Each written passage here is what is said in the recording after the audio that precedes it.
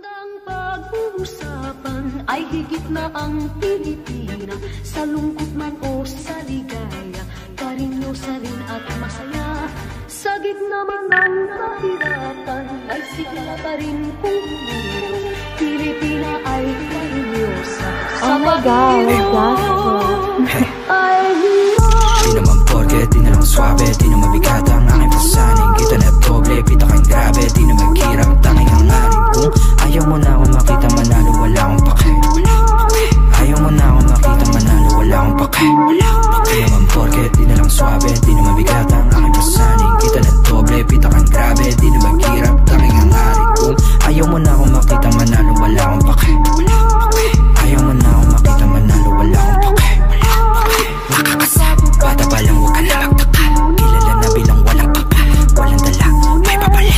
Sabi ng mama mo, huwag ka sumama sa tulad ko na delikado, para di ka mapahamak ko. Wala siyang iba na gusto kundi maging normal. Laban mo kahabang ako yung among nagkape. Nood kayo, paano ko magwagi? Gusto na mangyari, makuha mag-aral na bahay at kotse, maganda babae. Kayong dalawa, manood kayo, paano ko magwagi? Tanda ko yung araw matumulat, tagilid di na magpapabaya.